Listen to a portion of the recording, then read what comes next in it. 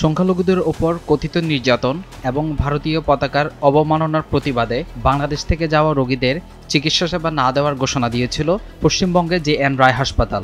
এরপর একই পথে হাঁটে দেশটির উত্তর পূর্বাঞ্চলীয় রাজ্য ত্রিপুরা রাজধানী আগরতলার একটি হাসপাতাল।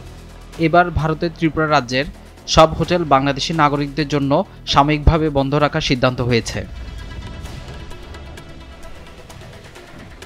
সাম্প্রতিক কিছু ঘটনার ফলে ত্রিপুরা রাজ্যের সব হোটেল বাংলাদেশের নাগরিকদের জন্য সাময়িকভাবে বন্ধ রাখার পদক্ষেপ নিতে বাধ্য হয়েছে বলে হোটেল মালিকরা জানিয়েছেন।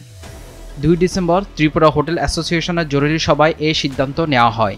হোটেল অ্যাসোসিয়েশনের পক্ষ থেকে জানানো হয়েছে, সাম্প্রতিক কিছু ঘটনার কারণে তারা এই কঠোর পদক্ষেপ নিতে বাধ্য হয়েছেন।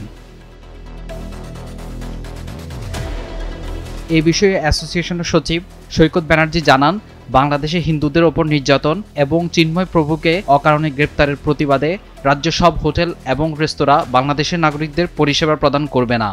এই ক্ষেত্রে যারা আগ থেকেই হোটেলে পরিষেবা নিচ্ছিলেন শুধু তাদের থাকতে দেওয়া হবে, অন্যরা পরিষেবা পাবেন না।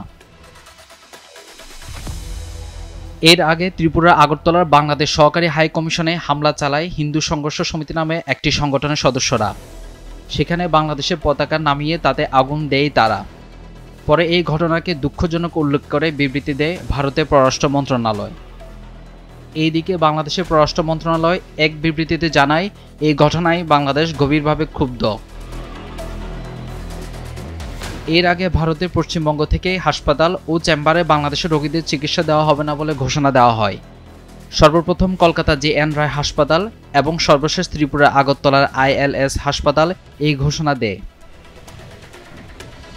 এরপর পশ্চিমবঙ্গের শিলিগুড়ির এক চিকিৎসক বলেন তিনি বাংলাদেশি রোগীদের চিকিৎসা দেবেন, কিন্তু এর আগে ভারতীয় পতাকায় প্রণাম করে তার চেম্বারে প্রবেশ করতে হবে।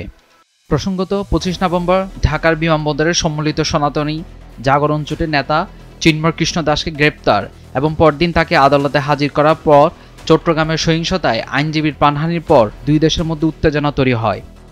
দুই দেশই পরস্পরের বিরুদ্ধে জাতীয় পতাকা অবমাননার অভিযোগ করেছে। Ishtiaq Alam, Daily Sun.